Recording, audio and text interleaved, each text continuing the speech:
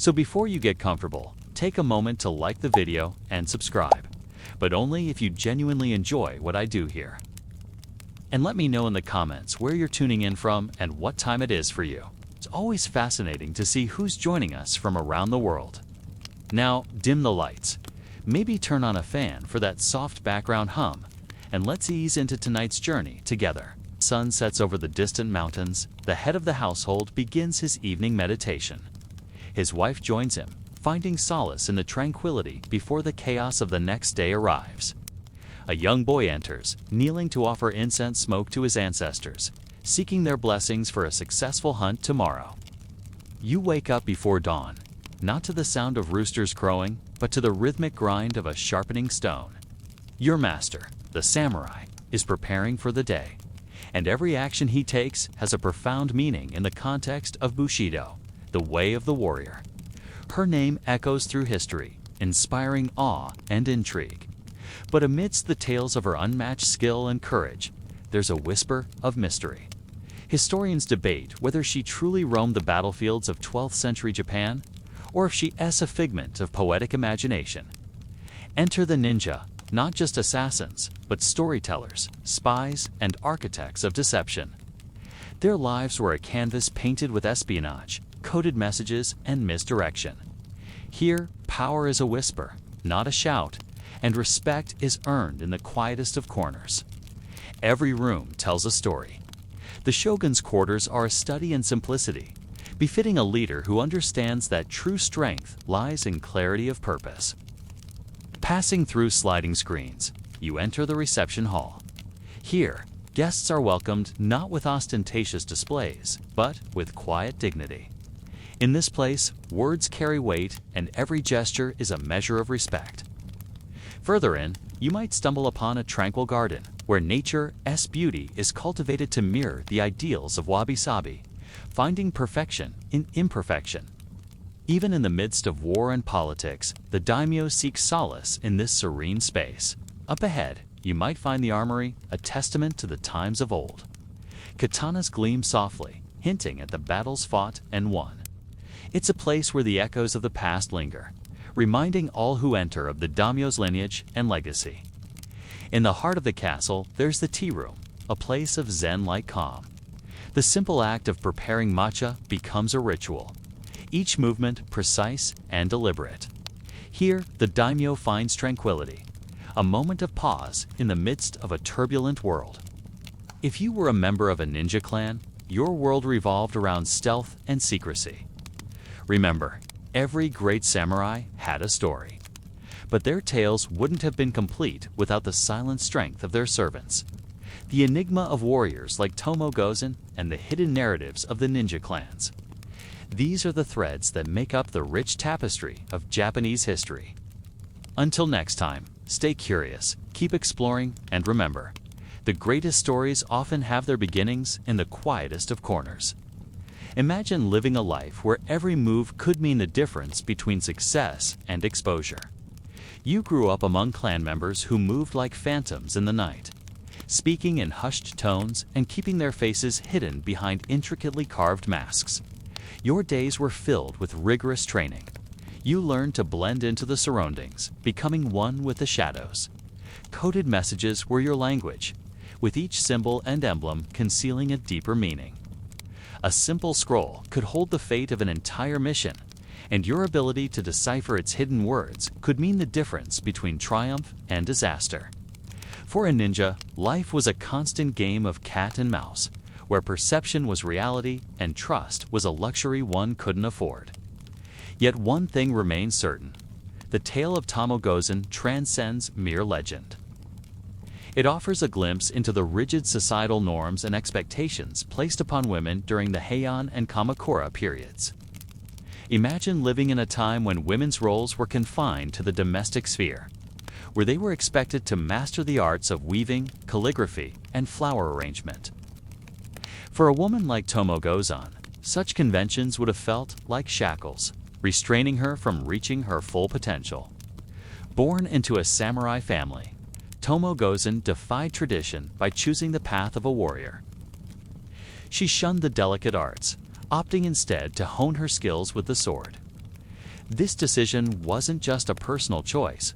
It was a rebellion against the societal norms that sought to confine her gender to predetermined roles. The tale of Tamogozan becomes a testament to the yearning for freedom, a longing to break free from the shackles of societal expectations. His katana, more than just a weapon, is an extension of his spirit. Cleaning bloodied armor isn't just a chore for you, it's an act of reverence. Each stroke of the brush removes not just dirt and grime, but the memory of past battles, leaving the armor pristine for the next challenge. Preparing tea becomes a Zen-like practice, not merely a beverage. Tea is a canvas for expressing harmony and balance. The quiet hiss of the kettle echoes the discipline that binds your life to the samurais. Even in the smallest tasks, you see the embodiment of Bushido. The bonsai tree in the courtyard, meticulously pruned, symbolizes the importance of patience and self-control. Serving the samurai means living a life of silent observation. In the Shogun's era, when a samurai could own up to 1,000 retainers, their homes became miniature societies with rigid codes of conduct. As a servant, you understand the value of being unseen, of letting the samurai's actions speak. You are the backdrop against which their bravery and honor unfold. You might think your role is insignificant, but remember, it's the steady flame that allows the samurai to focus on the bright, burning purpose. Just as a sword needs a scabbard, the samurai needs you to shape their world into one of discipline and focus. So, when you clean the armor or prepare the tea, you are not just a servant. You are a silent partner in their pursuit of excellence. This is how many Japanese families began their day, their lives guided by the teachings of Bushido, the way of the samurai. But did you know that for those who served the master of the house, life was very different? For the servants, cooks, and attendants who lived within the walls of a samurai's home, Bushido's strict code of conduct cast a long shadow. Honor, loyalty, and self-discipline were their guiding principles too. Yet their duties were often overlooked in the grand narrative of Japan's history. It was a chance to indulge in delicious food, engage in lively conversation, and test your skills in the art of passive-aggressive warfare. So, if you ever get the chance, don't miss it. Just remember to bring your A game. They were full of subtle cues, hidden agendas, and passive-aggressive moves. Please subscribe if you haven't already, and leave a like if you learned something new. You weren't supposed to show up too early, because that meant that you weren't confident in your host's cooking skills. If he leaned towards you, it might mean that he was trying to strike up a conversation, but it could also mean that he was preparing to attack you. No matter what happened, you couldn't lose your cool. You had to keep your emotions in check and your manners impeccable. Otherwise, you'd risk ruining your reputation. After all, Roman dinners were notorious for being deadly affairs. If you made the wrong move, you could end up with a plate of spaghetti thrown at your face. And it wasn't just the food that was dangerous. The conversation could also be hazardous. You had to be careful not to offend anyone at the table, because you never knew who might have connections to the mafia. On the other hand, you also didn't want to arrive too late, or you'd risk being seen as a bad conversationalist. Once you arrived, you had to follow a strict code of conduct. You couldn't eat with your hands, even though that was perfectly acceptable in public. Instead, you had to use a knife and fork. But you also couldn't eat like a barbarian. You had to savor each bite and enjoy the company of your fellow diners. To truly understand what it was like to dine with a Roman senator, you need to know all the rules. Finally, the host arrives and ushers you all into the dining room, or the Colosseum's arches, which have stood strong despite earthquakes and floods. There are appetizers and main courses, desserts and fruits, all served on gold plates. You eat with a knife and fork, but you don't dig in right away. First, you wait for the host to say a prayer to the gods. Then you begin to eat slowly, savoring each bite and enjoying the company of your fellow senators. But you can't help but notice that your neighbor keeps staring at you. You ignore it at first, but then you realize that he's not looking at you politely. He's actually giving you the silent treatment and hoping that you choke to death. These incredible feats of engineering are a testament to the skill and ingenuity of the Romans, and scientists are still trying to figure out how they did it. The concrete absorbed the carbon dioxide from the air and reacted with the seawater to form calcite crystals. This process, known as carbonation, made the concrete harder and more resistant to corrosion. The Romans didn't know the science behind it, but they knew that concrete made with pumice was stronger than regular concrete. That's why they used it for building projects all over the empire. But the real puzzle is how Roman concrete managed to survive underwater without crumbling or cracking. From the Pantheon's oculus to the Colosseum's arches, Roman buildings are still standing strong, defying the odds and leaving us scratching our heads at their resilience. But it's their underwater concrete creations that are truly baffling, especially given that concrete is typically vulnerable to water, right? Well, not this stuff. Roman concrete has a unique composition that makes it incredibly strong and durable, especially when submerged in water. Their construction techniques were top-notch, and they knew how to make their concrete creations last. But there's more to the story. But that's a story for another day. Suddenly, she had even more control over the empire and could protect her family even further. There were others in the imperial court who wanted more power for themselves. However, her grip on power was not unchallenged. One of them was Nero's own grandmother, Julia Maesa. She was a scheming and ambitious woman who would stop at nothing to get what she wanted. Agrippina knew that she had to act quickly if she wanted to keep her power. She began spreading rumors that Julia Maesa was plotting against Nero and had plans to depose him. She gathered allies and formed a secret plan to take down her sister once and for all. Later, when Nero's wife tragically passed away, Agrippina took matters into her own hands once again. She chose a new bride for him, the lovely Sporus, who bore a striking resemblance to the late Papa Ja. Once again, she succeeded in securing her son's future. Enter Gaius Caesar, also known as Nero. He was only 17 years old when he became the Emperor of Rome. But he wasn't alone. By his side was his mother, Agrippina the Younger, who was more than happy to take charge. Although she wasn't officially in charge, Agrippina knew that she was the real power behind the throne. She carefully selected advisors for her son and watched over him like a hawk. She was a tough cookie, having survived 3 previous emperors, and she wasn't about to let anything happen to her precious boy, even if it meant sacrificing her own happiness. However, she also cared for Nero's well-being and tried to protect him from the dangers of imperial life. Unfortunately, her efforts were futile as Nero turned against her and had her put to death. So if you saw someone covered in dirt, it meant they had a lot of money. The only time cleanliness was important was when the emperor decided to hold a festival. He would declare a whole day where everyone had to bathe before attending the public games. Otherwise, cleanliness was not really encouraged. If you lived in a big city like Rome, it was difficult to find a place to bathe without having to pay a lot of money. The public baths were filled with people, and it wasn't easy to get a spot. Plus, if you shared a bathroom with other people, it was bound to get pretty filthy. Slaves were not paid very much, so they weren't exactly motivated to give you a relaxing spa day. You would either be scrubbing floors or lying around covered in disgusting things. Not exactly relaxing. But hey, at least you'd be clean, right? Well, maybe not. Instead, they might treat you to a vigorous slap or two, or pull your hair so hard that it breaks. So why aren't these people quitting? It's because of something called crux servalis. In short, if a slave tried to quit their job, their ears would be cut off as punishment.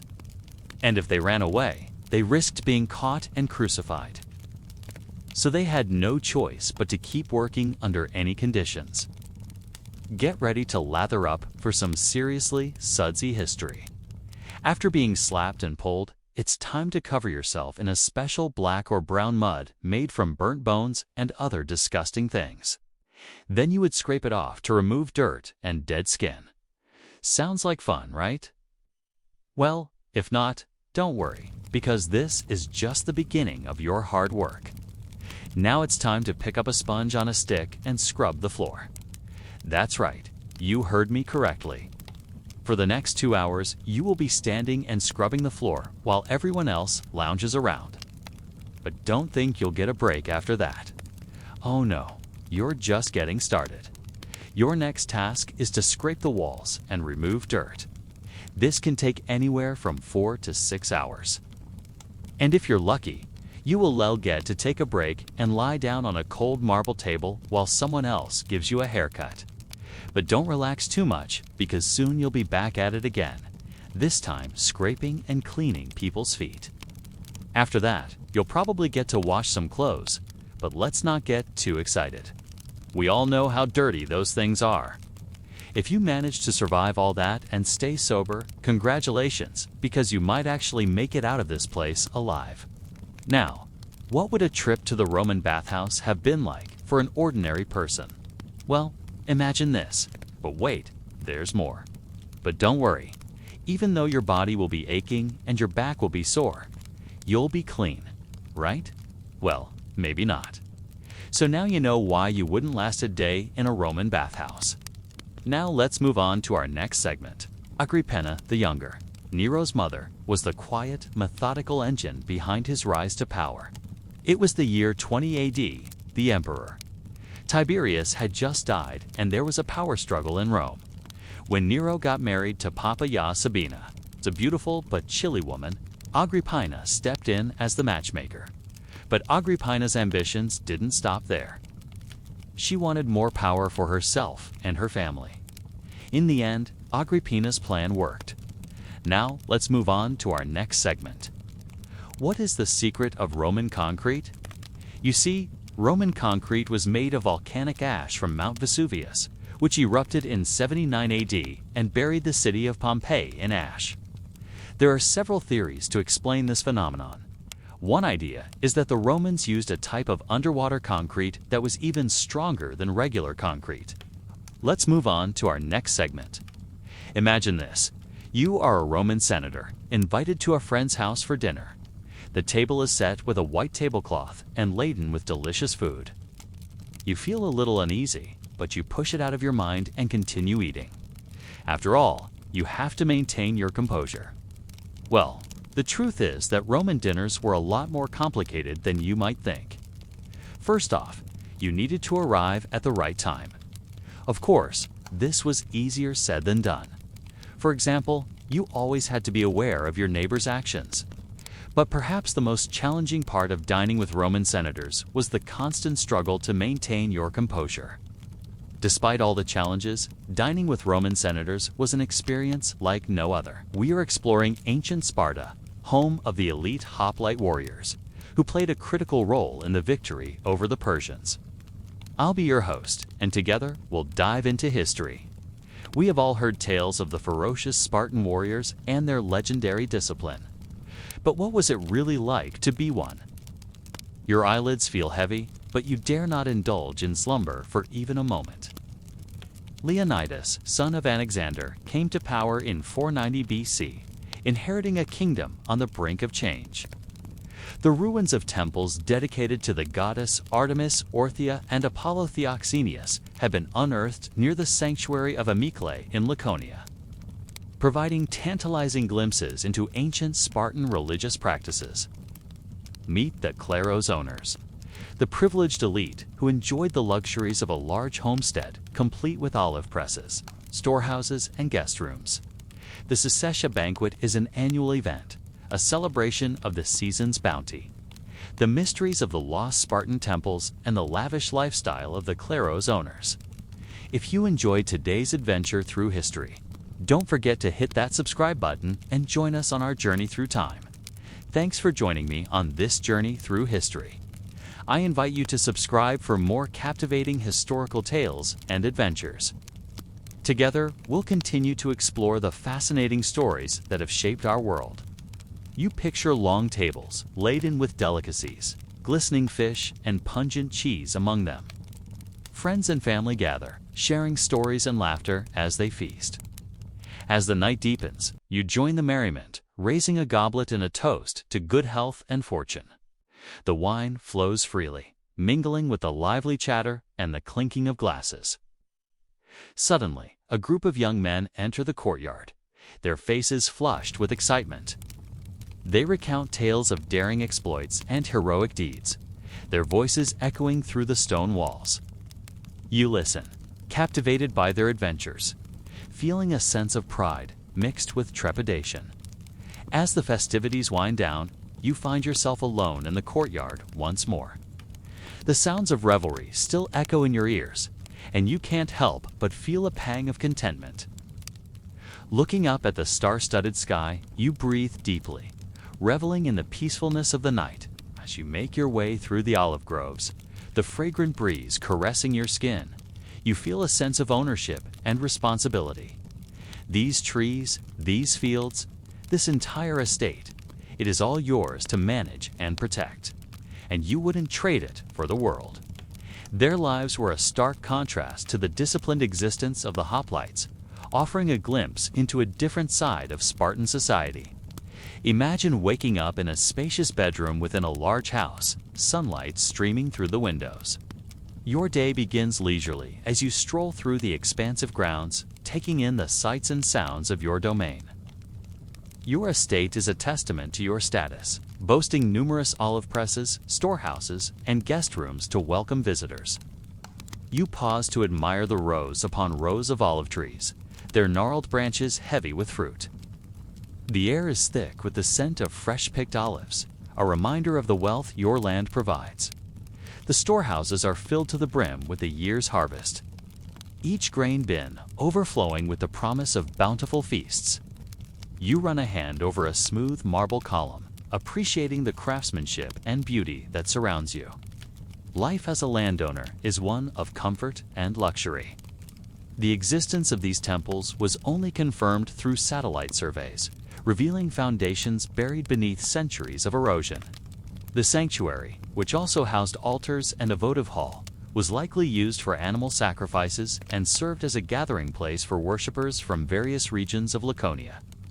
The discovery of an inscription mentioning women's secret rites adds a layer of intrigue, suggesting a possible connection between the sanctuary and the enigmatic cult of the Orthia.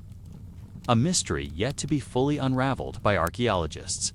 His father had died childless, leaving Leonidas as the sole male heir. However, the path to the throne was not without its challenges.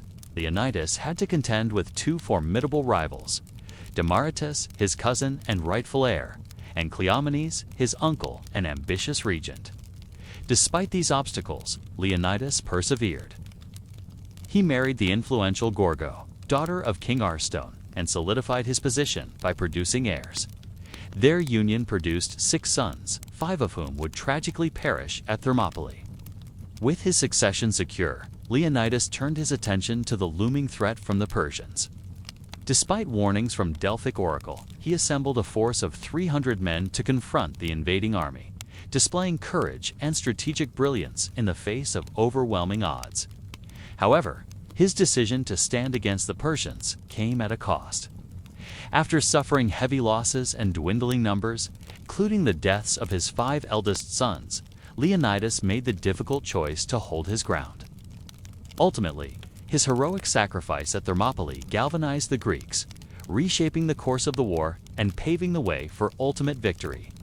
The thought of falling asleep without the instructor's permission sends shivers down your spine. Suddenly, the piercing sound of a horn cuts through the pre-dawn quiet, rousing you from your restless half-sleep. Groaning, you haul yourself up, desperate for just a few more moments of rest before facing another grueling day of training. But there is no respite here. In the Spartan agoge, every second counts. You quickly throw on your meager tunic, thankful for the brief respite from the biting cold. The mess hall offers no warmth, only the promise of a meager breakfast. There, you find solace in the camaraderie of your fellow trainees, sharing stories and jokes to keep your spirits high. But the laughter is short-lived. Soon you are herded into the training yard where the harsh voice of your instructor echoes above the din. It is time to begin your daily routine, one that will test your strength, endurance, and resilience. Today, as always, the drills are endless. Spear practice, shield wall formations, and sword fighting fill your hours. The javelins whiz past your head, narrowly missing their mark, while the rhythmic clang of metal on metal reverberates across the training yard. Your arms grow weary, your muscles ache, but you dare not falter. Every movement must be precise. Every thrust and parry executed with military precision. Any mistake could be your last. As the sun climbs higher in the sky, your thirst intensifies, but there is no water to be found. Beads of sweat trickle down your brow, mixing with dust and grime. Your lips are parched, your tongue swollen. Still, you push on, enduring the searing heat and the burning in your throat. Finally, the long-awaited order to stop is given, and you collapse to your knees, gasping for breath. Relief arrives in the form of a meager ration of black broth, barely enough to quench your thirst. You gulp it down, savoring the cool liquid sliding down your throat. But the respite is short-lived. Soon you are back in formation, this time facing an even greater challenge. Before you stretches a steep hill, its rocky surface offering little traction. With a curt nod from your instructor, you begin the ascent, hauling your heavy shield and spear. Each step is a battle against gravity and fatigue. At the summit, you are rewarded with a breathtaking view, but there is no time to appreciate it. You are ordered to charge down the hill, your shields held high, your spears poised for action. Again and again, you repeat this arduous task until the sun begins its slow descent. Finally, the day's training is over. You return to the barracks, your body aching, your spirit weary. But as you lay down on your cot, you know that tomorrow the sun will rise again, bringing with it another round of grueling drills and the ever-present threat of injury, or worse. The Spartan Agoj was no place for the faint of heart. But those who endured its rigorous training emerged as elite warriors, ready to defend their city-state against any threat. What do you think? Could you endure such a life? Let us know in the comments. And how did they fare in battle against the mighty Persians? We will uncover the realities of Spartan life, their military tactics, and the challenges they faced in defending their way of life. Join us as we take a closer look at the Spartans and their impact on ancient Greece. It is 7 a.m. in the Spartan Agoj, or Military Training Academy, and the sun has yet to crest the horizon. In the next segment, we turn our attention to the legendary king Leonidas, whose heroic last stand at Thermopylae became a pivotal moment in Greek history. But the story doesn't end there, for there are whispers of an even greater secret hidden in the heart of Sparta. Now, let's shift our focus to a different facet of Spartan life. As the sun climbs higher in the sky, you anticipate the evening's entertainment.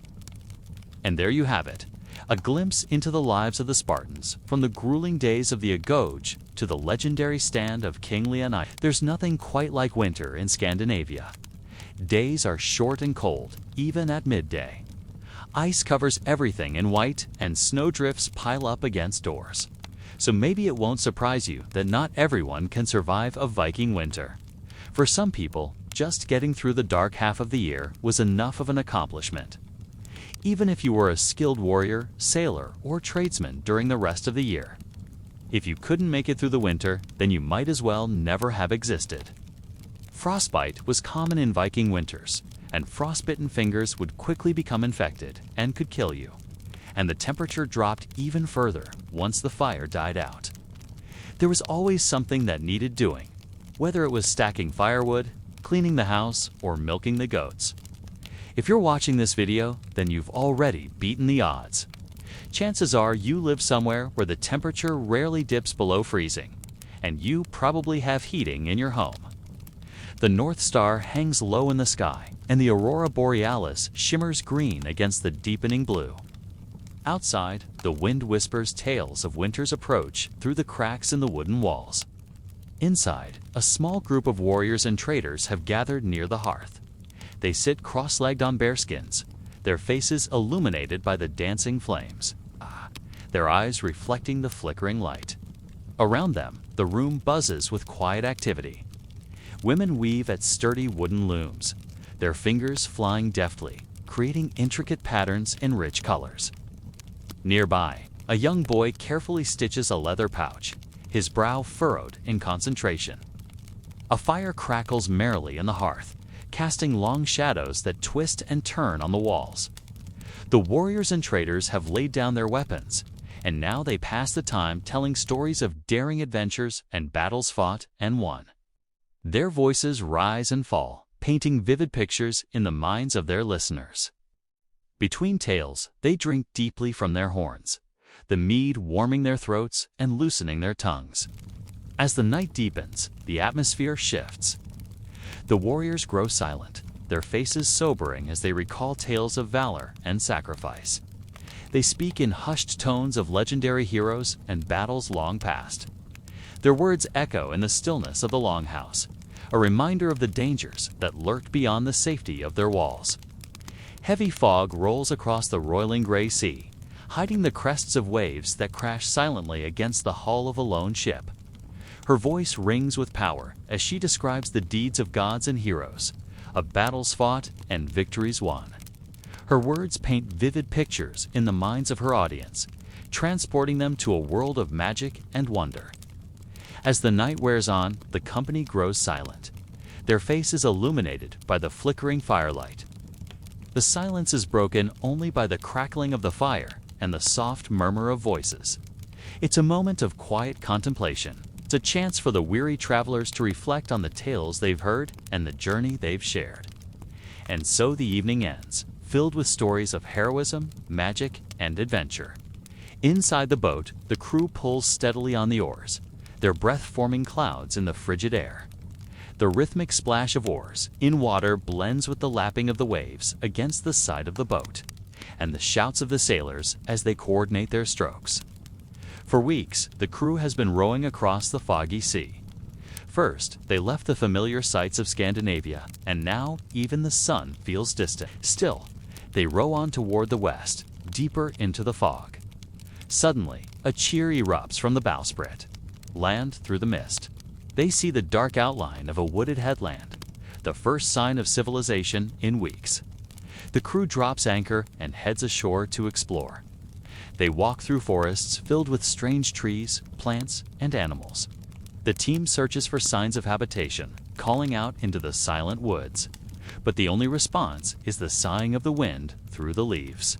The crew gathers what resources they need and sets sail again, turning their ship eastward, rowing toward the dawn.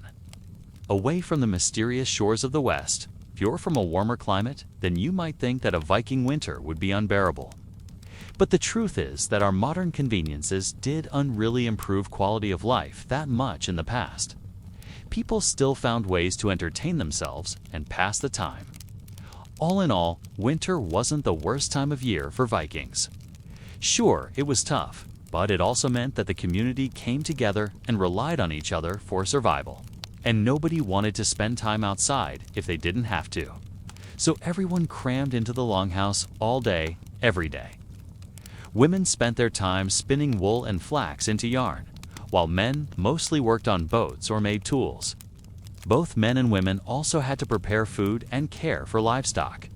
Children weren't allowed to lounge around either. They looked after smaller animals, gathered materials for building, and repaired gear. This division of labor kept everyone busy and gave them a sense of purpose. But it was also necessary for survival. Most people slept fully clothed and tucked in tightly with their family members to stay warm. In fact, families probably slept in large, round heaps like pigs to keep nice and toasty. The one exception would be wealthy merchants and nobles who could afford a raised bed. These beds were made of wood and often boasted decorations carved by master craftsmen. However, there was a downside to sleeping in a pile. Bathroom breaks required clambering over the top of everyone else in your heap. And without a door on the longhouse or a divider between the bedroom and the privy, you were basically just relieving yourself in front of everybody. No wonder everyone stayed in their piles. Despite the difficulty of taking a bathroom break, diarrhea was also common during the winter. It was usually caused by eating spoiled meat or berries that had been stored improperly. Also, during winter, food was scarce, so people's intestines slowly began to digest their own muscle and fat. But diarrhea was bad news because it dried out the body and led to dehydration and eventually death. Diarrhea could also be fatal for pregnant women, making miscarriages and stillbirths more likely. Between frostbite, diarrhea, and constant hunger, it's clear why many people wouldn't have survived a Viking winter. Even if you dressed warmly, kept your distance from the others, and made it through the entire winter without dying, you still had to deal with the endless chores. Do your best to keep warm at all times, especially your hands and face. Unfortunately, modern historians don't know much about it. So how exactly did Vikings deal with frostbite? The closest thing that we have is a single page from a medical manuscript copied around the year 1300. Almost 200 years after the Viking Age, and this book doesn't actually explain how Vikings treated frostbite, but rather how clerics should treat their flock. However, it does say that frostbitten hands and noses should be cauterized with hot iron. That is, what about if you didn't have a hot iron handy? Painfully painful. Well, another way to treat frostbite, according to this text, is to rub the affected area with snow. Or perhaps they should have rubbed their fingers together until they bled. According to a late medieval Icelandic book called the Book of the Suffa, bleeding was a popular treatment for frostbite, as well as cuts and wounds from warfare. Either way, we can agree that this is something to avoid. It's a sobering thought, but it helps us understand what daily life must have been like in a Viking settlement. Today, we're going to look at 3 different types of Vikings, each surviving their own kind of winter. Now, let's get started. Winter number 1. Why you wouldn't survive a Viking winter. As we all know, there's a lot of hard work involved in being a Viking. Constructing longships, training for battle, raiding monasteries, exploring new lands, all of these things take a toll on the body. But none of these can compare to the challenges of a Viking winter. To be fair, no winter anywhere in the northern hemisphere was fun. The lack of sunlight took its toll on everyone's mental health. If you didn't have thick, warm clothes, you would have been miserable, hungry, and probably dead by the end of winter.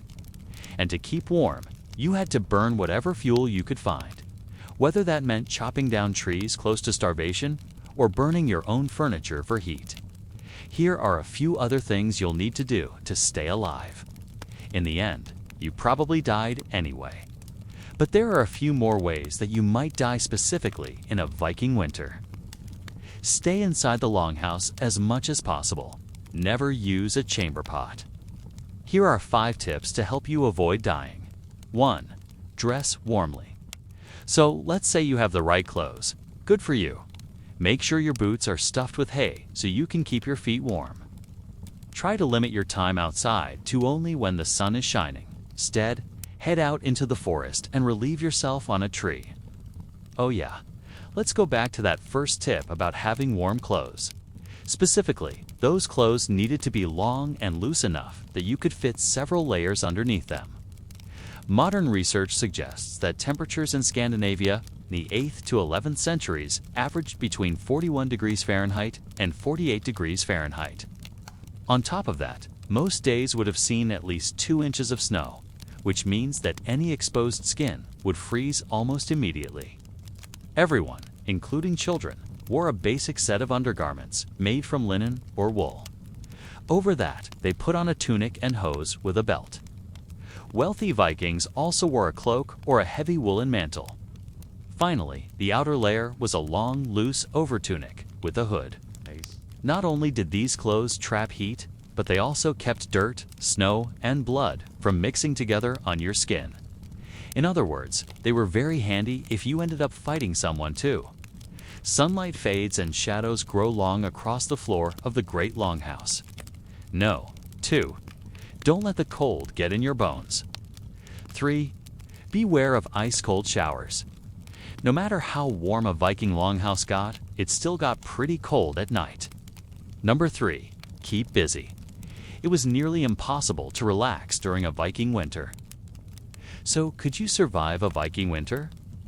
Let's move on to number 2. Number 2. Leif Erikson's quiet voyage to Vinland. The winter has begun. Number 3. A Jarl's longhouse after dusk. Meanwhile, by the firelight, an elderly woman weaves a spellbinding tale of gods and monsters. Imagine walking across a Norwegian meadow where the sea once lapped gently at the land's edge. The grass is soft beneath your feet. The wind carries the scent of distant salt and wet earth. And rising ahead is a low hill, not made by nature, but by memory. It is not just a mound, it is a grave, and not just any grave. Beneath this earth once rested one of the most breathtaking archaeological discoveries in Viking history. A ship carved and curled like waves frozen in time, and the woman who lay within it, silent, waiting, wrapped in both mystery and maple wood. This is the story of the Oseberg ship, and the woman historians call, simply, the Queen. A ship for the dead, it was not built for raiding. A final passage, not over waves, but into eternity. It was built for reverence. In 1904, a quiet dig near the Oseberg farm in Norway uncovered something astonishing. Under a large burial mound, archaeologists unearthed a perfectly preserved Viking ship 22 meters long. Built with curved, overlapping oak planks, carved in mesmerizing patterns that danced like sea serpents across its stern and prow. And death. But this was no warship. This ship was a burial chamber, one older, regal in bearing, perhaps in her 70s. It is peaceful, domestic, even gentle. The other, younger, her role less certain. They were laid to rest with quiet ceremony and tremendous care. Inside it, nestled beneath beams and beside carefully arranged grave goods, were the remains of two women. Not for fear, but for beauty. The wood speaks a language lost to time, of symbolism, of myth, of beliefs that didn't need writing to endure. The scent of wood shavings. The soft rasp of sanded edges, each stroke an offering, each detail a prayer. No urgency, only care. And they were not alone. A funeral in stillness, the ship was filled with the echo of a life. Carved animal heads, fierce and beautiful. And bones of horses and oxen sacrificed, perhaps, to carry her into the afterlife. Others believe she was a priestess, perhaps a seeress, a Volva who wove prophecies and fate as deftly as she wove cloth. Her spine curved, her body worn, but her teeth were strong. She had lived long and eaten well. The Oseberg burial doesn't shout answers, it whispers possibilities. Wooden chests, feather pillows, ornate sleds with curling designs like frost on glass, a loom and spindle whirls. Apples, kitchen tools, rich textiles. She had lived a life of some comfort, some authority. Not perhaps through war or rule, but through knowledge, ritual, and presence. Each item was chosen, placed, meant to serve her in the next world as they had in this one. And yet, even now, no one knows her name. It remains between half in the past, half in the present, like the woman herself. The timbers held their shape. Even remnants of wool and feathers survived fragile ghosts of life, long gone. Some call her a queen, laid gently among apples and blankets. It was in the choice of each grave item, in the careful placement of the body, in the hush of earth packed softly around it. Her grave was not grand in size, but in detail, in devotion, it was immense. It speaks of power quiet, feminine, revered. Efforts to conserve it continue today with great care scientists and historians working slowly, delicately, to hold on to something that was never meant to be held for this long. And you see the long, curved frame of a ship resting in a dim-lit hall. Let your footsteps fall quietly. For honoring age, femininity, craftsmanship, and quiet strength. In the Viking world, where death often came on a battlefield or in a stormy sea, this burial is different. Her ship never touched the sea, and yet she sailed farther than any saga could describe. The silent language of carvings, the ship itself is a masterpiece of artistry. Its long, curling prow is carved with spirals and stylized creatures, dragons, perhaps, or serpents. Imagine a craftsman, chisel in hand, shaping each curve under lamplight. There is no rush in this work. The ship tells its story not through sails, but through silence, unwrapping the woman's world when scientists later examined the remains of the elder woman. They found she had suffered from arthritis.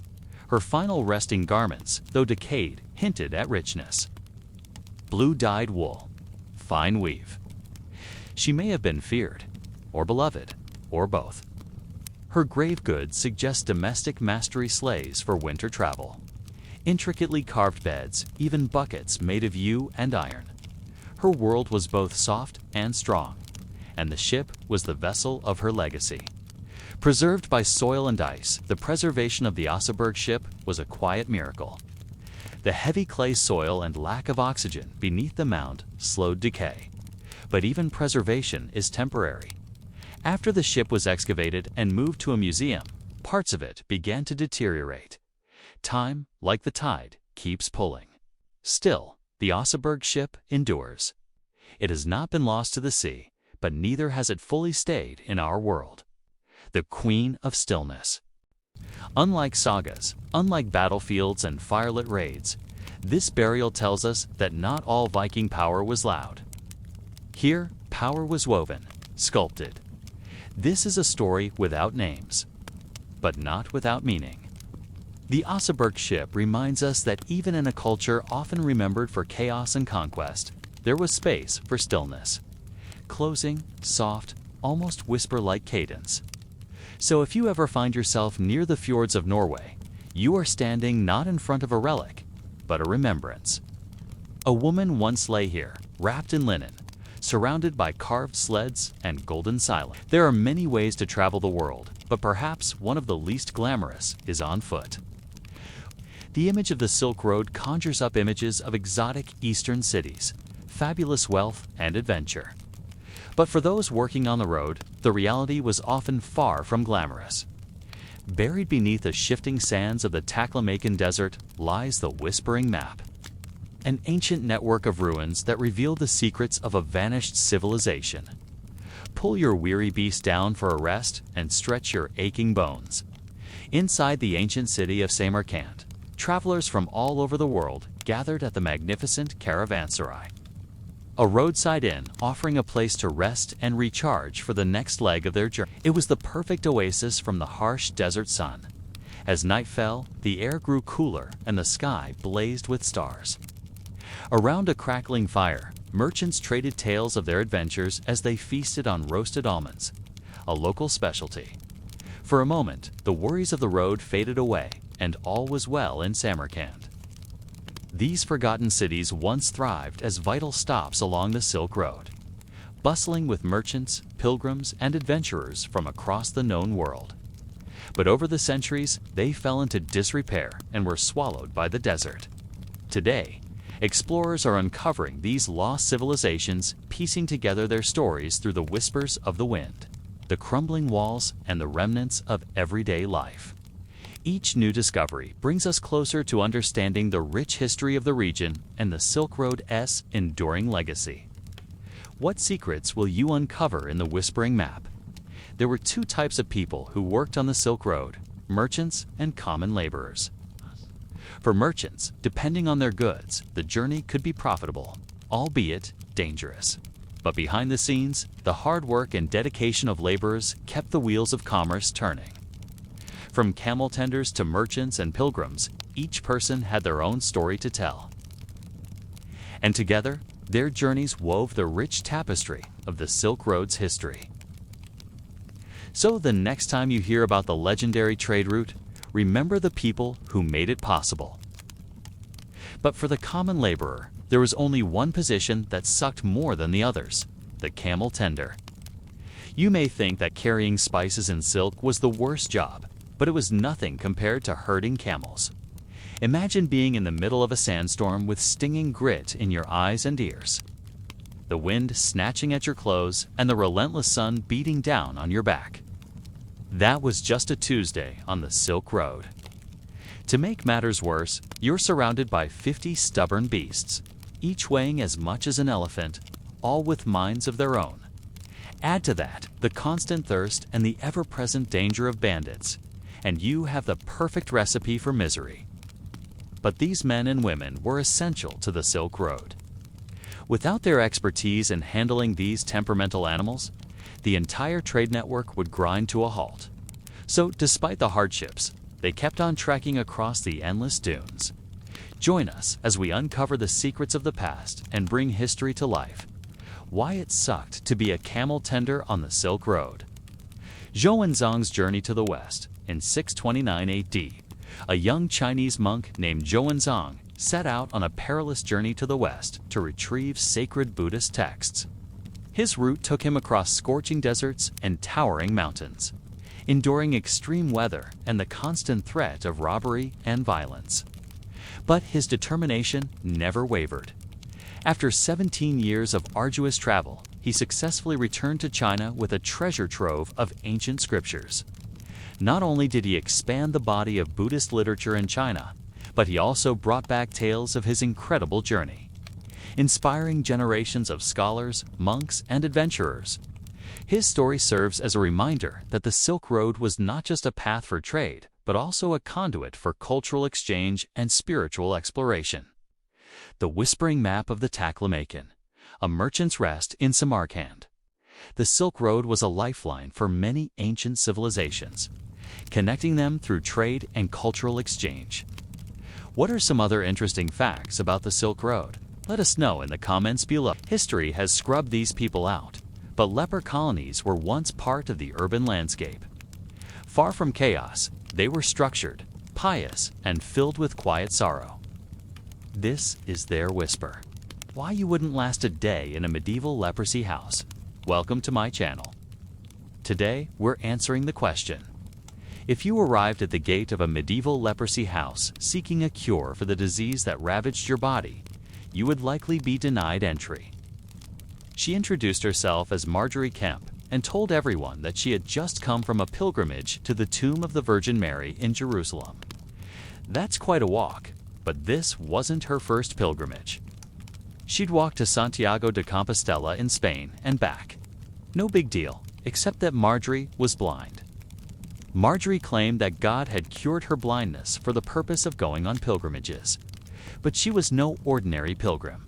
Light streams through the windows as you watch the bakers knead dough for the day ahead. As the sun rises, workers arrive to start their day. There's a strict hierarchy in the kitchen, and you've been assigned to the lowest rung, that of the leek, a position given to those of lower social standing. You'll spend your time fetching ingredients and preparing vegetables. Because it's Lent, meat is in short supply, so you'll be doing a lot of chopping. There's a constant hum of activity as supplies are prepared for the cathedral's midday meal. You help distribute them to the other workers who prepare the dishes.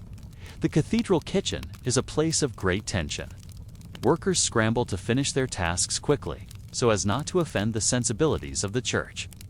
After all, gluttony is a deadly sin. Yet they must also prepare enough food to feed the vast numbers of attendants, priests, and bishops who serve within the cathedral walls. At 11 a.m., it's nearly time for the meal. You hurry to pour wine into the flagons and arrange the platters of roasted meat and fresh vegetables. Soon, the prelates and priests enter the refectory and take their places at the high table. You join the servants at the low table and wait for the blessing. The bishop leads the prayer, giving thanks for the food before him. For a moment, you feel the weight of the theological tightrope the kitchen workers walk, always teetering between the sin of excess and the virtue of providing for the community. The meal is served, and you do your best to keep up with the steady stream of empty flagons and plates. The kitchen workers are nearly done for the day, but you have to stay and clean up. There are dishes to scrub and floors to sweep. It's hard work, but someone has to do it. Marjorie claimed that God spoke to her and gave her visions of hell and the Virgin Mary. She also cried a lot, so much so that she had to carry a towel with her to wipe the blessed tears off her face. According to Marjorie, God told her to go on a third pilgrimage to the city of Canola in Italy. But soon after setting out, Marjorie lost her sight again and collapsed. When she awoke, she was in a hospital run by the Augustinian order. Marjorie spent a week there recovering before continuing on to Cologne, where she died soon after arriving. Medieval physicians believed that the only way to catch leprosy was through direct and prolonged contact with an infected person. Once you were in, you couldn't get out. The Grail first appears in a medieval French poem called the prose or Vulgate version of the Grail, where it's described as a vessel of great worth that appears at King Arthur's court, emitting a mysterious light. Later, it would become known as the cup that Jesus drank from during the Last Supper, and that Joseph of Arimathea used to collect. Jesus' blood during the crucifixion. Because it came into contact with such holy personages, the Grail became infused with magical powers, making it the object of desire for kings and commoners alike. To find the Grail was to find ultimate spiritual fulfillment. And although it's never explicitly stated what the Grail represents, historians have sunk their teeth into the legend and offered up a number of possible interpretations. Some see the Grail as a metaphor for the Eucharist. Others see it as a symbol of feminine power or even a representation of the land itself. Most scholars agree that the Grail was first and foremost a political metaphor, used to express the desire for social and religious order in a time of great upheaval and war. But it wasn't the medieval equivalent of prison so much as it was a monastery, highly structured with set hours for prayer, work, and rest. There were even set hours for meals, which were brought to you by a pulley system and baskets attached to long hooks. Your new routine would start at 4 a.m. when you had to get up for morning prayers. After that, you'd spend some time in solitude contemplating your sins before confessing them to the priest. Then it was time for work. Everyone had a job, whether it was cooking, cleaning, gardening, or weaving. If you were able to, you might have been assigned to help care for the many who were too sick to care for themselves. And there were many. Leprosy can cause blindness, the loss of fingers and toes, disfigurement, and the destruction of the respiratory system. So there was always need for care. By 12:30 p.m., it was time for lunch. After that, more work until 4 p.m. when it was time for the sickest patients to receive the last rites. Then everyone would gather again for evening prayers. Afterwards, the healthy would eat while the sick were given soup and bread. Then it was back to work until 8 p.m. when lights out would be called. And if any of this sounds familiar, it's because the basic routine of a leprous life was very similar to that of a monk. In fact, some historians believe that the Catholic Church deliberately modeled the leper colony after the monastery to encourage the influx of clergy to take over the colonies. After all, leprosy was seen as a punishment for a life of sin. So where else would God's most devout want to spend their afterlife, but in service to Him and His afflicted children? The Pilgrimage of Marjorie Kempe. In 1413, a woman appeared in the English town of Kent, having walked barefoot all the way from the Scottish border. The Holy Grail, myth or political metaphor. A chalice, a cup, or a goblet are simple enough vessels, but when that vessel becomes the Holy Grail, it takes on layers of symbolic meaning. It's a feast at the bishop's table. It's 5 a.m., and you're standing in the kitchen of a grand cathedral. Why being a Byzantine scribe was soul-crushing. The year is 997 A.D. You are a lowly monk in the service of God and the Emperor Basil II. Those are wonderful, beautiful works of literature, history, science, philosophy, and theology. The Greeks thought of themselves as the true successors to the ancient Egyptians, the first great civilization in the world. As such, it is no surprise that Byzantine emperors commissioned many copies of ancient Greek and Roman texts so they could read them and marvel at how advanced and sophisticated their ancestors were. In other words, she looks pretty and alluring. But wait, hold on, rewind. Who is she? This woman is none other than Empress Theodora, wife of Emperor Justinian, the first and co-regent of the Byzantine Empire from 527 to 548. Justinian needed a new wife because his first wife had recently died, and Theodora was the perfect candidate. They were expected to marry young, bear children, and obey their husbands. However, Theodora believed that women were equal to men and should have the same opportunities and rights. So she began to appoint women to positions of power and influence. The building was used as a church for 916 years until 1453. During this time, the church's interior was decorated with beautiful mosaics depicting scenes from the Bible and the lives of saints. Unfortunately, many of these mosaics were destroyed or defaced during the Ottoman occupation of Constantinople. But some have survived and can still be admired today. They are the servants of the emperor, responsible for keeping his court running smoothly. They were educated men who were experts in their field. They are the ones who ensure that the emperor's needs are taken care of so that he can focus on his duties. But the eunuchs were also highly skilled and intelligent. They were trusted with the emperor's most important documents and were responsible for delivering them safely to their destinations. They were also often assigned to guard the emperor's wives and children. While most eunuchs were content to serve the emperor from the shadows, some grew discontented with their lot in life. They yearned for freedom and anonymity. So they began to plot. They were also incredibly loyal. They risked their lives every day to serve the emperor and protect his secrets. If the emperor trusted you enough to entrust him with his secrets, then you were truly honored. But that meant that if you ever revealed one of the emperor's secrets, you would be killed. Without them, the emperor would not be able to function effectively. But the eunuchs have their own culture and customs, and outsiders are not welcome. So what really goes on inside the palace walls? The plot was led by a man named Stephanos, who was the head of the imperial bodyguard. But the truth is, they were highly respected members of society. They were often better educated and more cultured than the nobility, and they held jobs that were essential to the smooth functioning of government. They were also highly sought after as advisors because they were not afraid to speak their minds. They didn't have to worry about offending powerful nobles or having their careers ruined by jealous colleagues. They could speak freely and offer their advice without fear of reprisal. This made them invaluable to the emperor and other powerful figures. Stephanos was a brilliant strategist, and he had managed to recruit a large number of supporters, both within the palace walls and outside of them.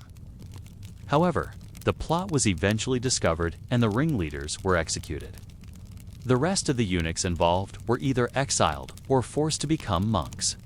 This failed revolt would be the last major attempt by the eunuchs to gain power in Constantinople. They would continue to serve the emperor faithfully until the city fell to the Ottomans in 1453. The building itself was also used as a mosque and then as a museum. Today, it is once again a mosque. They were expected to be silent and invisible. They were not supposed to be seen or heard. Even among themselves, they communicated in sign language or in hushed whispers. The eunuchs were also forbidden from having sex. This was, of course, impossible, given that they were castrated, but it was still technically illegal. The eunuchs who violated this law were severely punished. They were banished from the palace and forced to live on the streets. The Hagia Sophia has been the site of many important events in history. The First Crusade began here in 1095 when Pope Urban II called on European Christians to seize Jerusalem from the Muslims. The Fourth Lateran Council was held here in 1215, which defined the Catholic doctrine on transubstantiation. And in 1453, the Ottoman Sultan Mehmed II entered the city through the church, ending the Byzantine Empire. She also issued a number of laws protecting women's property rights and prohibiting forced marriages. Many people also come to pray, as it is still a working mosque. The Hagia Sophia is open to the public from Tuesday to Sunday. Admission is free, but donations are appreciated. If you plan to visit, I recommend that you arrive early in the morning or late in the evening to avoid the crowds. Okay? Also, please be respectful of the fact that this is a working mosque and dress appropriately. In addition to her work as a ruler, Theodora was also a patron of the arts and sciences. She commissioned a number of works of art and literature, and she established a library at the Hagia Sophia, which became one of the most important centers of scholarship in the empire. Sadly, When Theodora died in 548, her son and successor, Justinian II, reversed many of her reforms, and women's rights in particular suffered a setback.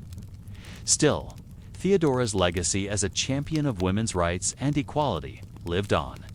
She was beautiful, intelligent, and had a reputation for being a hard worker. Despite the many challenges she faced, Theodora proved to be an excellent ruler. Theodora knew that if she married the emperor, her life would change dramatically, and not necessarily for the better. But she was in love with Belisarius and trusted him to protect her interests. Theodora married Justinian and became empress of the Byzantine Empire. She supported her husband's ambitious building projects, including the construction of the Hagia Sophia, the most magnificent church in the empire. She also played an active role in the legal system, issuing edicts and decrees on a variety of subjects. But perhaps her greatest achievement was her promotion of women's rights. You've probably heard of her because her life story is so dramatic and controversial. In fact, it makes me wonder if anyone else thinks it's us that there is a Hollywood movie about her. But hardly anyone knows about the amazing women who ruled before her, like Theodora. And as the last Byzantine emperor, Constantine XI, flees the city, he remembers the treasures that he is leaving behind. Oh, the great church of the Holy Wisdom, the Hagia Sophia with its glorious dome and marvelous mosaics. Then there's the treasury of the imperial palace, filled with gold and jewels. But one thing stands out in his memory more than anything else: the library of the Hagia Sophia, filled with hundreds of thousands of ancient Greek and Roman manuscripts, the likes of which had never been seen outside of Alexandria. And then he thinks about the monks who guard the library, the most learned men in the empire, hunched over their desks. But as the Turks enter Constantinople and pillage the city, he fears that the books will be burned or destroyed. And he wonders, will the Ottomans respect the sanctity of learning? Will they preserve the library and its contents, or will they destroy it? Theodora grew up in a very different era from us, but her story is still quiet rebellion against the patriarchy. The problem was, there weren't enough people in the empire to read all those books, nor were there enough people to make copies of them. He was a military officer in the army of the Eastern Roman Empire, stationed in the province of Africa. When she was a little girl, her father took her on military campaigns across the empire, exposing her to the wider world and encouraging her education. Later, when he was promoted and given land, he settled down and started a small farm. It was here that Theodora spent her youth. Though historians don't know much about her life as a child or teenager, we do know that she developed an interest in acting and dancing. Some sources claim that she performed in taverns and brothels, while others say she worked as a singer or actress in a traveling theater group. These rumors may or may not be true, but what is certain is that Theodora liked to perform. When she was 16 years old, her father arranged for her to marry a young man named Hermogenes, who was about 20 years older than her. The marriage was unhappy and violent, and she soon left him and returned to her parents' house. Not long after, she met a handsome young courtier named Belisarius, and the two began an affair. When Belisarius's father learned of the relationship, he immediately agreed to arrange a marriage between his son and the young woman. Soon after, Belisarius and Theodora were married and moved to Constantinople. They had 2 children together, a boy and a girl. And Belisarius became one of the most successful generals in the empire's history, thanks to his intelligence, cunning, and bravery in battle. Meanwhile, Theodora spent her time managing her husband's estate and bearing him children. So the emperor decided to press monks into service. He took young men, shaved their heads, and taught them how to copy books by hand. It was a great honor to be chosen to serve as a scribe, sort of like getting picked for the Olympic team. Except the scribes didn't get to compete in the Olympics. They spent their lives in a scriptorium. Their only reward was that after decades of service, they might be allowed to leave the scriptorium and go live in a monastery where they would continue copying books until their eyesight gave out, their hands trembled, and their backs broke. No, The reason this job is soul-crushing is because to do it well, you have to copy by hand thousands upon thousands of words every day. But it's also bad news because 10 or 20 years, done very long when you consider that a single scroll could take a scribe up to 3 months to copy. And when you need to make 1,000 scrolls a month, well, that means you need a lot of scribes. So despite the fact that the job was soul-crushing, it was also pretty important. So we have to ask, which important people came from this profession? Surprisingly, quite a few. 3 of the 7 people who wrote the accounts of the Byzantine siege of 1204 that would eventually lead to the sack of Constantinople all started off as scribes. One of these chroniclers was an anonymous monk named Anna Komnona, daughter of Emperor Alexios Komnenos, who was in charge of commissioning the books that were looted from Constantinople during the sack. She would grow up to write the epic poem The Alexiad, which would influence generations of medieval writers. Another scribe turned chronicler was Nicodas Choniates, who wrote the siege and the fall of Constantinople. Finally, there was a monk named Georgios Acropolata, who wrote the Type of Deeds, another account of the sack. The point is, many of the most influential writers of the Byzantine world got their start as scribes. However, their talents were rare, and most scribes never moved on to become chroniclers or poets. Instead, they died broken men in their 30s and 40s. Blind and unable to support themselves, having devoted their lives to serving a fading empire. Imagine writing Harry Potter and the Sorcerer's Stone 30 times a day, 7 days a week, and then doing that for months or years on end. You would quickly find yourself developing serious repetitive stress injuries. Your eyesight would become strained. And even if you had perfect posture, which you don't, you would still develop back problems from sitting in one position for hours every day. And all the while, you would have to remain utterly silent, since talking is not allowed in a scriptorium. That's how you go deaf. Now imagine that every time you finished a copy of Harry Potter, you've got exactly 0 payment and were instead severely beaten for any mistakes you made. That's how you die. Your days are spent hunched over a table in the imperial scriptorium in the city of Constantinople, the jewel of the Orthodox Christian world, the heart of a fading empire. Your nights are spent in the same position, praying in the great church of the Holy Wisdom, or Hagia Sophia. And what do you pray for? That your hand will stay steady, that your mind will stay sharp, that your eyes will stay keen. For if they falter just once while copying an ancient text, well, no one will know. But God, He will know. And if you make a mistake while copying His word, you might not survive the next scourging. So you work day and night in the glow of a lamp fueled by olive oil, carefully copying a book from antiquity, word by word, letter by letter. Do you ever stop and wonder about those ancients whose words you are copying? What were they like? How did they live?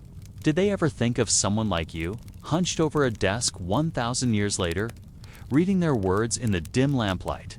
If you do, then it's likely you won't be around to wonder much longer. Why? 'Cause this job is killing you. The reason being a Byzantine scribe was soul-crushing has nothing to do with the texts you copy. The Byzantine Empire lasted from 330 to 1453, and during its long existence, the emperors saw themselves as the rightful heirs to the Roman Empire and the Romans before them. The good news is most scribes only served 10 or 20 years as scribes before moving on to other duties. The life and afterlife of Empress Theodora. Her hair is dyed a fiery red. Her dress is transparent. Her face is painted white. Her eyes are rimmed with black coal, and she wears expensive perfume and jewelry. You see, Theodora wasn't born into the imperial family. In fact, her father wasn't even a citizen of Constantinople. In 527, when Belisarius was away on campaign, Theodora was invited to the palace by the aging emperor Justinian. When Theodora came to power, women in Byzantine society were largely confined to the domestic sphere. The missing chains of the Hagia Sophia library the Ottoman Turks are about to conquer Constantinople. The year is 1453. The Hagia Sophia was originally built by the Byzantine Emperor Justinian I, the husband of Saint Theodora, and completed in 537 CE today. Visitors from all over the world come to the Hagia Sophia to admire its beauty and learn about its history. A palace night with the imperial eunuchs meet the eunuchs of the Great Palace of Constantinople. They were constantly in danger of being noticed and punished. For starters, eunuchs were not allowed to speak.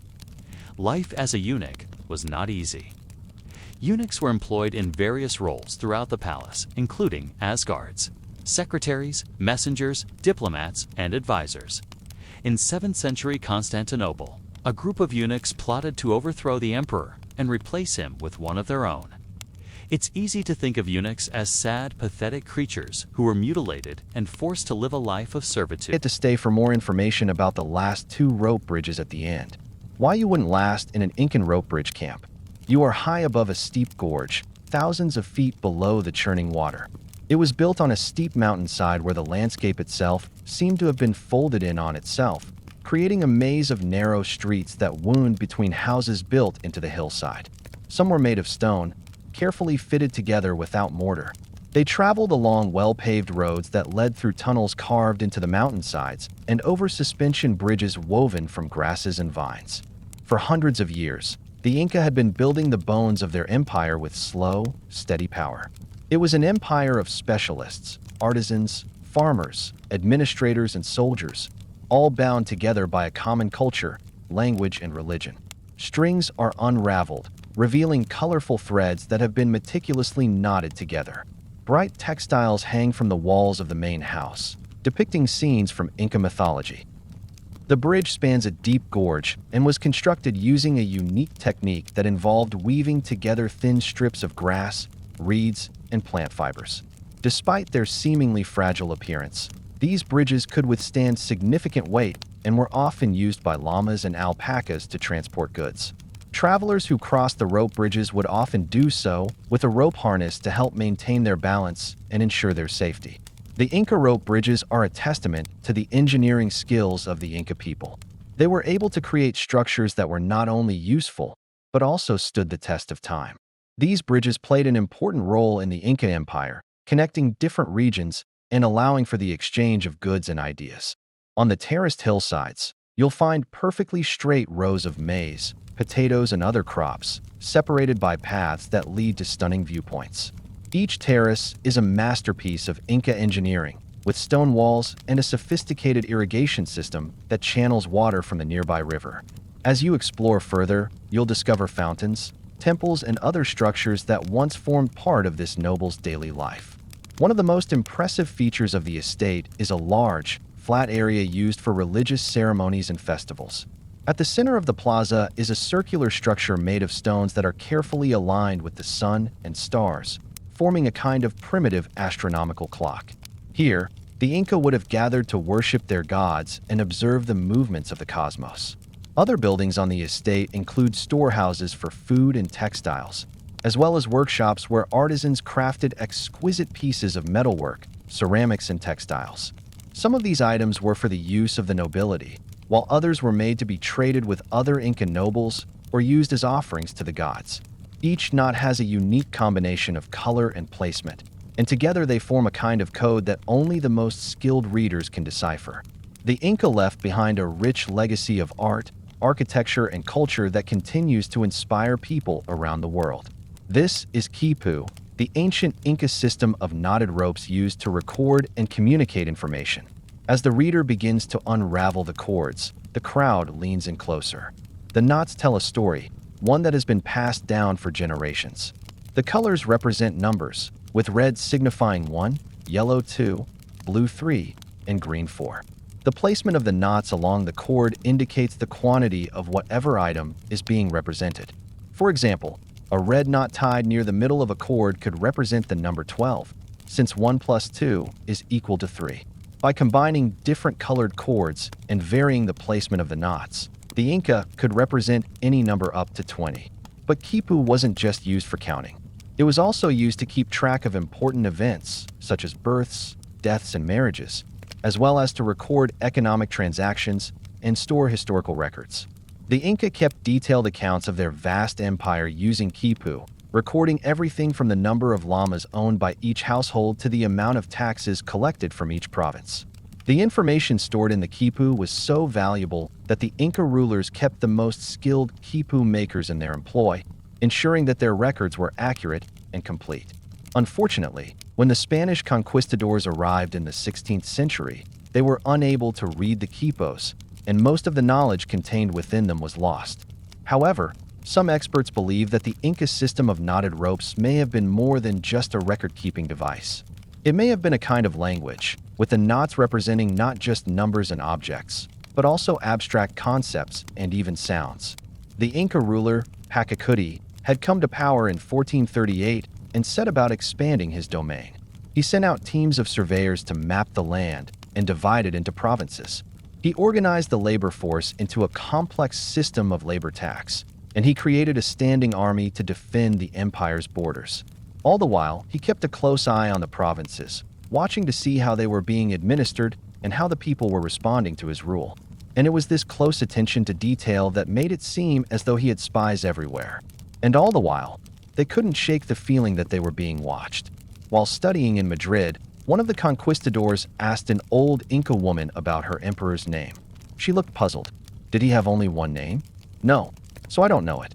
She replied, there were many emperors before him, and after him, there will be many more. To this day, the true name of the Inca emperor is lost to history, but scholars believe that his name was Pachacuti, which means he who transforms the world. Tall, slender men with sharp features and piercing gazes appeared at every bend in the road or around every corner. At first, they were friendly and curious about the newcomers, but they always seemed to melt back into the crowds as quickly as they had appeared. By the time the Spaniards finally reached the Inca emperor, they were convinced that they were being spied on by some kind of invisible Inca spies. Others were humble affairs of mud brick, but all were joined together by a complex network of wooden walkways and stairs that connected the different levels of the city. The Spaniards also noted that the entire city was surrounded by a series of large, flat areas that seemed to have been made by flattening the mountainside itself. Within these flat areas were carefully tended gardens full of maize, potatoes, tomatoes, and a strange, fuzzy plant that the natives called coca. Beside you, the twisted grass cable sways slightly in the wind. You take a deep breath and hold out your aching arms. Above you, the sky stretches wide and empty. You shift your foot and try not to look down as you reach out to secure the next length of rope bridge. Your hands are blistered and raw from twisting the grasses into cables, and your body is weary from hauling them up onto the bridge. But there's no time to rest. If the cable slips or the grasses snap, you will plunge to the raging waters below. Will you make it across? In 1532, when Spanish conquistadors arrived in the Inca capital of Cusco, they found themselves in a city unlike any other they had seen. But what made the Inca capital truly remarkable was its sheer size. There was no noise, only the sound of hammers on stone and the rhythmic hum of human voices. Where were the Inca nobility? Where were the priests and the generals? It seemed that the very idea of leisure was unknown in this place.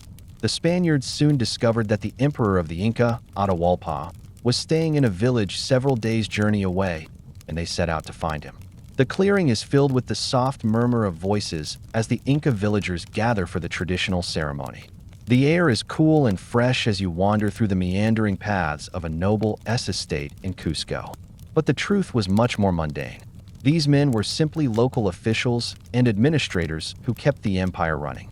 The Inca were master builders and engineers. Spaniards never discovered the name of the man whose empire they had destroyed. Quipu, the Inca's knotted language. A noble's rest in Cusco. You can still see traces of Inca culture today, from the ruins of their great cities to the descendants of their people who still live in the Andes Mountains. Now let's talk. In ancient times, the ability to preserve food made the difference between surviving a harsh winter or starving to death. And there was one key ingredient that made it all possible: salt. Men would spend months at a time in these subterranean salt mines. Let's find out why being one of them absolutely sucked. Then came the moment they'd been working towards. A gush of salty water erupted, filling the shafts they had dug. This was their reward and their punishment. for this precious liquid contained not only the essence of salt, but also dangerous impurities like sulfur. After many weeks or even months, when enough salt had been gathered, the workers would haul it up to the surface. For every kilogram of salt produced, several kilograms of water were needed, and in the dry mountains, water was more precious than gold. The next morning, they rose before sunrise and returned to the mine, their faces grim and resolute. Life as a salt miner in ancient China was a cycle of drudgery and pain. Born into a noble family, she was destined for greatness, or so it seemed.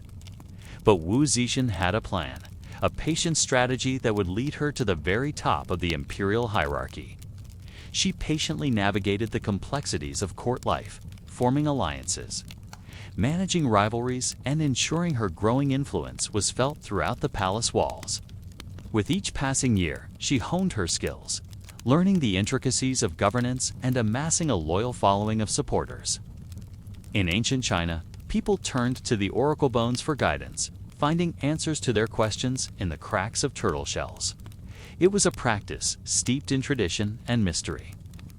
Now picture yourself as a practitioner of this ancient art. You sit cross-legged, holding a turtle shell in your hands, focusing intently on the faint lines etched into its surface. Suddenly, you feel a jolt, and there it is, the key to the question you've posed, hidden in plain sight. In the heart of China, nestled in the bustling city of Anyang, was a workshop where bones were more than just relics of the past.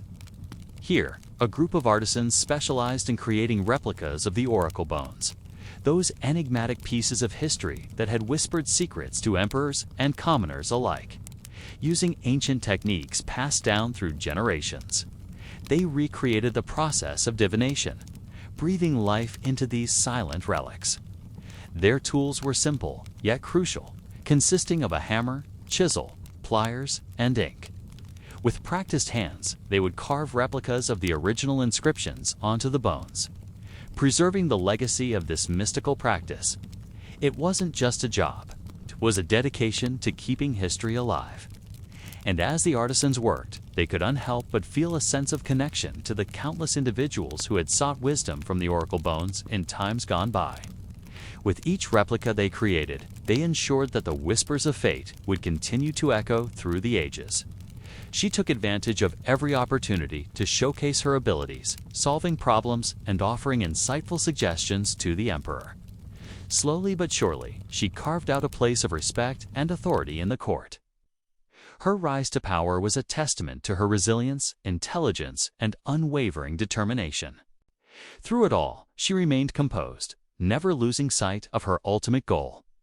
As the years passed, her influence grew, and eventually she found herself at the pinnacle of power, becoming the only woman in Chinese history to rule as an empress. Looking back, it's clear that Wu Zetian's journey to power was anything but ordinary. It was a tale of patience, strategy, and unyielding ambition. On the surface, her life appeared to be a series of fortunate events. Within its grand walls lay a network of intricate pathways connecting courtyards, halls, and chambers. The air hung heavy with the scent of incense, as eunuchs and maids hurried through the silent corridors, their footsteps muffled by the thick carpets on the ground. Sunlight streamed through the ornate windows, casting intricate patterns on the polished marble floors. Each step within the city's boundaries was a silent testament to the grandeur of the past. As the emperor's wife strolled through the gardens, her every glance and gesture held meaning. A slight raise of her eyebrows could convey approval or disapproval. A gentle smile could signify favor or a subtle rebuff. Even a fleeting glance could speak volumes in the complex language of the court. Within the Forbidden City, words were often measured and carefully chosen, so a single look could carry the weight of 1,000 words. It was a world of subtle cues and hidden meanings, where every interaction was a potential source of wisdom or peril, and those who understood the language of glances thrived within its confines. When Emperor Taizong of Tongs sought to expand his empire, he sent his son, Li Shi, to oversee the region west of the capital. Upon his arrival, the young emperor noticed the unusual beauty of a local performer named Wu Zetian. daughter of a respected official. Despite his initial hesitation, Li Jie succumbed to her charms and took her as a concubine. Soon, she gave birth to a princess and gained favor in the court.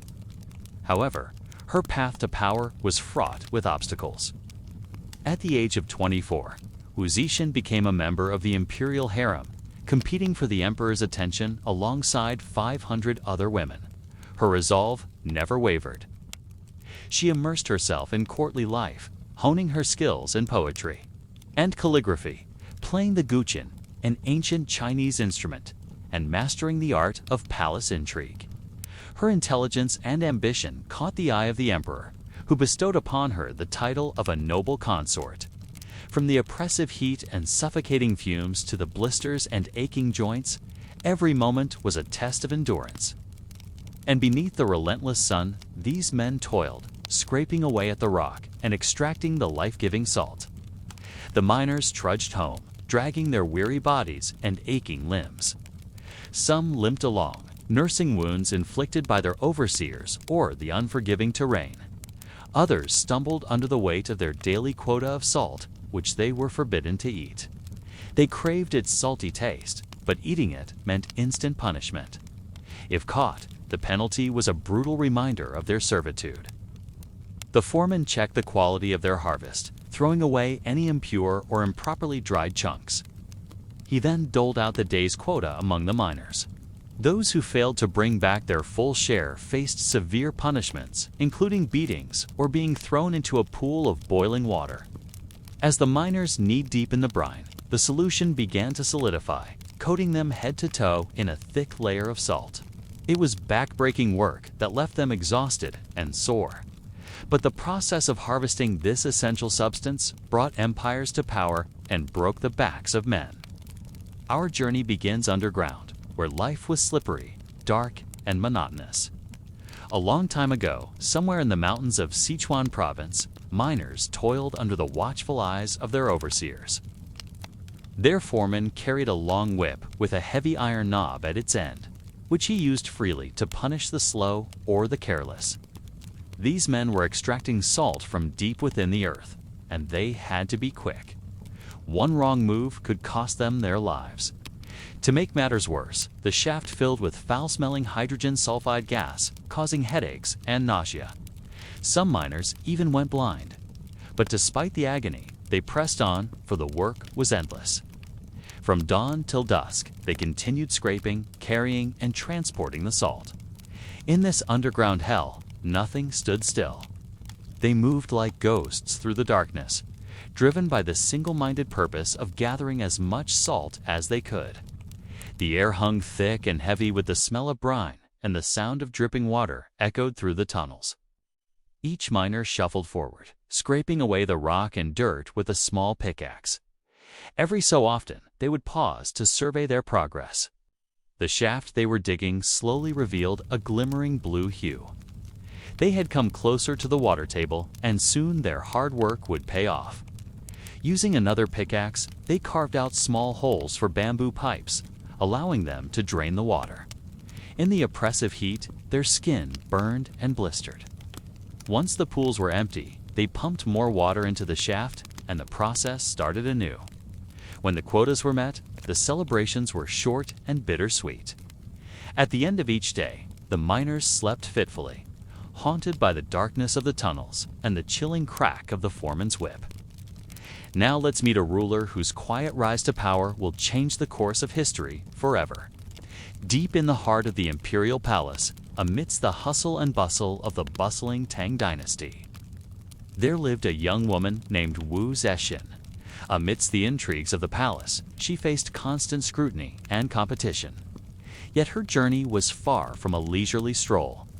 The Forbidden City loomed large, a sprawling complex of palaces and gardens that had been the seat of Chinese imperial power for centuries. Next, we'll explore the fascinating world of ancient Chinese divination and discover how one practice changed the course of history forever. Imagine a time when every decision, every battle, every marriage was guided by the whispers of fate from the scullery. Welcome to a world where you're up before dawn and asleep on flour sacks eve, you're lucky. This is Tudor England, where kitchens reeked of stale urine and chamber pots, where servants could earn a king's favor or lose their heads. It's a world of grease, heat, and hierarchy. And today, we're giving you a sneak peek behind the scenes. Instead, they were marked by quiet moments of prayer, reading, and reflection as she awaited her imminent execution. The Tudor era was a time of great wealth and prosperity in England. And nowhere was this more evident than in the magnificent palaces that were built and inhabited by the nobility. Each course was carefully designed not just to tantalize the taste buds, but also to send a message. From the danger of the kitchen to the drama of the court. We hope you enjoyed this sneak peek behind the scenes of one of history's most fascinating periods. Did you enjoy this episode? Let us know in the comments below. And don't forget to subscribe for more royal mishaps and historical tales. The placement of each dish, the ingredients used, and even the presentation of the meal were all carefully considered to convey a political message. For example, a dish of roasted swan might be presented in a way to flatter a visiting dignitary, while a dish of cheaper ingredients might be used to humiliate an enemy. In addition to the main courses, each meal was accompanied by a variety of side dishes and sauces, as well as bread, cheese, and wine. The sheer amount of food consumed at each feast was staggering, with each guest typically eating between 4 and 5 pounds of food per meal. To put that in perspective, the average person today eats about 2 pounds of food per meal. The cost of these feasts was also staggering, with each one costing between 200 and 300 pounds, which is equivalent to about 10,000 pounds today. No wonder Henry VIII was known as a man of simple pleasures.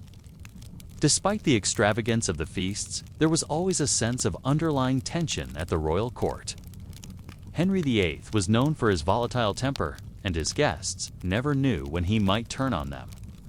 In fact, several courtiers lost their heads literally at these feasts, simply by being in the wrong place at the wrong time. But for those who managed to survive the king's wrath, dining with Henry VIII was truly a spectacle to behold. The combination of delicious food, political intrigue, and the ever-present danger made for a meal that was never quite dull. One such palace was Nonsuch Palace in Surrey, which boasted some of the most beautiful gardens ever seen in England. These gardens were designed by King Henry VIII's chief gardener. John imagined strolling through a garden maze adorned with over 400 images of mythical creatures, real and imagined. Picture the scent of exotic flowers filling your senses as you wander through the knot garden, each plant meticulously placed to create a tapestry of color and fragrance. Or imagine the sight of fountains erupting into the air, their spray sparkling in the sunlight as they dance in perfect harmony with the surrounding flora.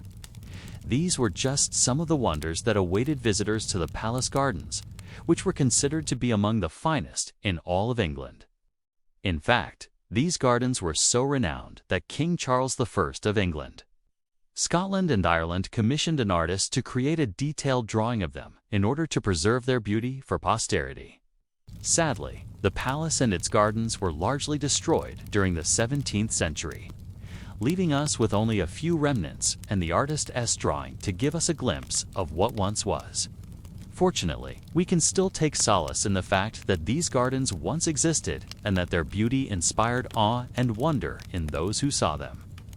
Born in 1501, Anne was the daughter of a French nobleman and grew up in the courts of both France and England. She was a bright and witty young woman with a sharp intellect and a rebellious streak. And when she set her sights on King Henry VIII, she wasn't afraid to fight for what she wanted. Their affair became a scandal and eventually led to their secret marriage. But their union was far from a fairy tale. After giving birth to a stillborn child, Anne was desperate to produce a living heir. The pressure was immense, and Henry began to grow impatient. Eventually, he turned on Anne, accusing her of adultery and treason, and had her arrested. Despite her denials, Anne was convicted and sentenced to death. She spent her final days locked up in the Tower of London, awaiting her fate. But instead of crumbling under the pressure, Anne surprised everyone, including her enemies, with her grace and dignity. She spent her time praying, reading books like the 7 Penitential Psalms and the Christian doctrine of the Blessed Sacrament, and writing letters to her family and friends. She also received visits from women who offered her spiritual guidance and comfort, and from her brother, George, who stood by her side until the end. As her execution date approached, Anne began to prepare for her death. She wrote a letter to Henry, begging for forgiveness and expressing her innocence.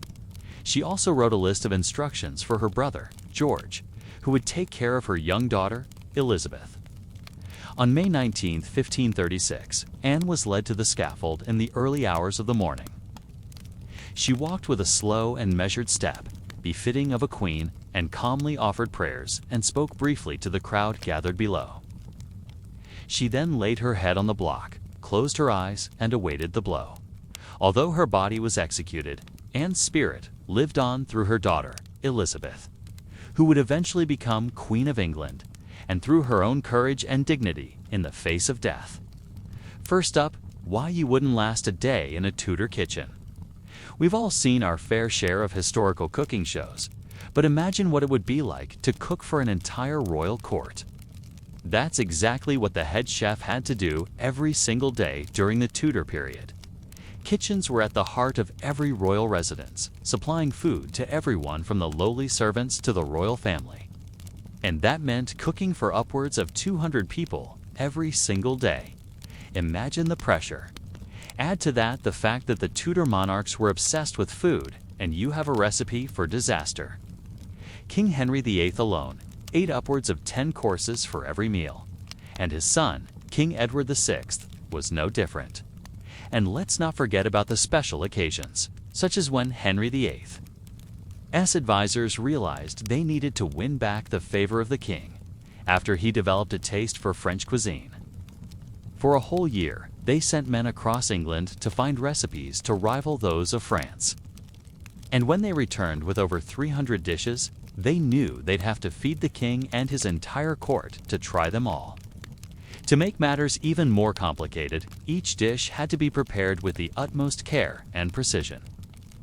Cooks had to follow strict recipes, often written in code to prevent tampering, and only the freshest ingredients would do. No wonder cooks were known to earn the ire of the king. In 1540, one unlucky cook named Robert Wallop found himself in hot water after serving up a duck that was unquite cooked through. When Henry VIII bit down on the rare meat, he was far from impressed. So much so that he unleashed a tirade of insults on poor old Robert, comparing him to everything from a cat to a dog. And if that wasn't enough, he ordered the cook whipped and thrown into the river. Now that's what we call a bad review. But Robert Wallop's fate was far from the worst. In 1553, Queen Mary I's secretary, Thomas Bridges, accidentally served her a dish of eels that were slightly undercooked. After all, he still had his head. The queen was so disgusted by this culinary faux pas that she had Bridges put to death. Now that's what we call a hostile takeover. But even without the threat of execution hanging over their heads, cooks faced a never-ending battle against the clock. They had to prepare meals not just for the royal family, but for an entire court that could number in the hundreds. And they had to do it all while following strict rules and regulations. For example, cooks were forbidden from eating any of the food they prepared, and they had to account for every single ingredient they used.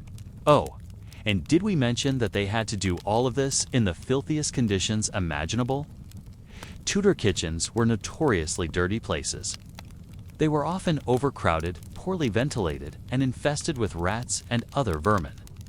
Cooks had to deal with chamber pots being emptied out of windows directly onto the street below, not to mention the ever-present danger of fire.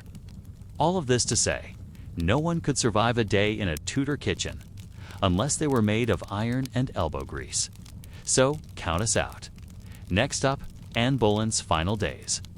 Anne Boleyn might be best remembered for her dramatic fall from grace, but her final days were far from dramatic. Now, let's explore the lost gardens of Nonsuch Palace. And finally, dining with Henry VIII. Henry VIII was known for his love of good food and good company. And his courtly feasts were legendary. So there you have it, just a small taste of what life was like in the world of Greece, heat, and hierarchy that was Tudor England.